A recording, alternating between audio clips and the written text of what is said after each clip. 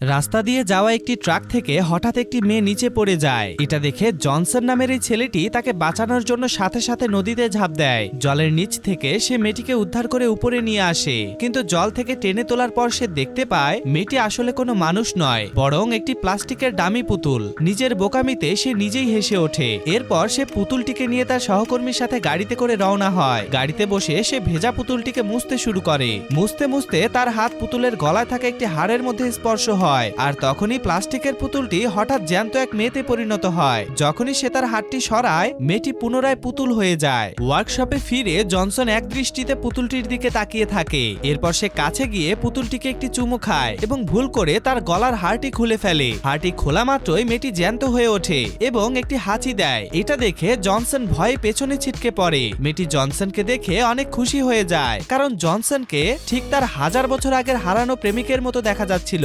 ঠিক তখনই সেখানে ট্রাকের কিছু শ্রমিক চলে আসে। এটা দেখে মেয়েটি সাথে সাথে আবার পুতুলে পরিণত হয়ে যায়। শ্রমিকরা চলে যাওয়ার পর মেয়েটি আবার জ্যান্ত হয়। তখনই মেয়েটি বলে তার খিদে লেগেছে। জনসন তাকে নিয়ে শহরের রাস্তায় বের হয়। 1000 বছর পরের আধুনিক দুনিয়া দেখে মেয়েটি অনেক অবাক হয় এবং এদিক ওদিক তাকাতে থাকে। খিদের চোটে সে খাবারের সাথে কাগজও চিবিয়ে ফেলে। তখন জনসন তাকে ঠিকভাবে খাওয়া শেখায়। এরপর তারা একটি ডান্স ক্লাবে যায়। সেখানে তারা একসাথে নাচ করে এবং সুন্দর একটি রাত কাটায়। পরদিন সকালে জনসন নিচে গিয়ে দুজনের জন্য নাস্তা বানাতে শুরু করে, কিন্তু ঘরে ঢুকেই সে চমকে যায়। সে দেখতে পায় সেখানে মেয়েটির বদলে আবার সেই প্লাস্টিকের পুতুলটি দাঁড়িয়ে আছে।